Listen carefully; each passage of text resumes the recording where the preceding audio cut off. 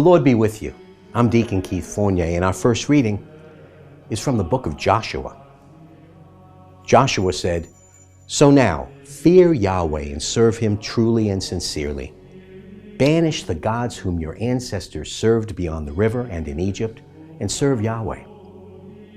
But if serving Yahweh seems a bad thing to you, today you must make up your minds whom you do mean to serve, whether the gods whom your ancestors served beyond the river, or the gods of the Amorites, in whose country you are now living. But as regards my family and me, we shall serve Yahweh." The people replied, "Far be it from us to desert Yahweh and to serve other gods. Yahweh our God was the one who brought us and our ancestors here from Egypt, from the place of slave labor, who worked those great wonders before our eyes and who kept us safe all along the way we traveled, and among all the peoples through whom we passed. And Yahweh has driven all the nations out for us, including the Amorites who used to live in the country. We too shall serve Yahweh, for he is our God."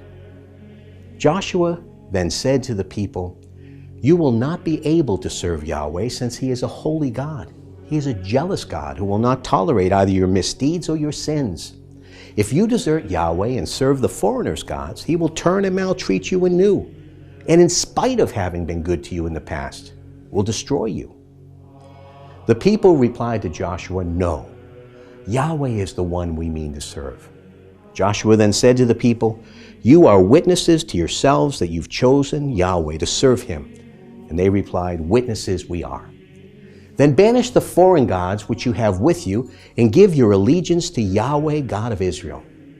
The people replied to Joshua, "Yahweh our God is the one whom we shall serve. His voice we shall obey." That day Joshua made a covenant for the people. He laid down a statute and ordinance for them at Shechem.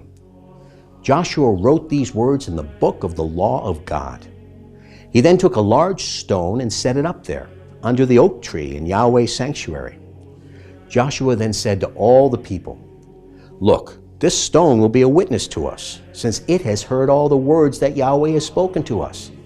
It will be a witness against you in case you should deny your God." Joshua then dismissed the people, everyone to his own heritage. And after this, Joshua, son of Nun, servant of Yahweh, died. He was 110 years old. And our response from Psalm 16. "Protect me, O God, in you is my refuge.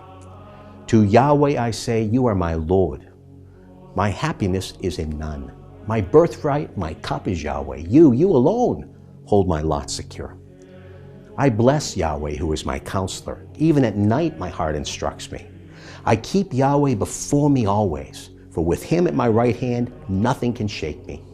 You teach me the path of life, unbounded joy in your presence, and at your right hand, delight forever." And a reading from the Holy Gospel according to St. Matthew. People brought little children to Jesus for him to lay his hands on them and pray. The disciples scolded them. But Jesus said, "Let the little children alone and do not stop them from coming to me. For it is to such as these that the kingdom of heaven belongs." Then he laid his hands on them and went on his way. The Gospel of the Lord.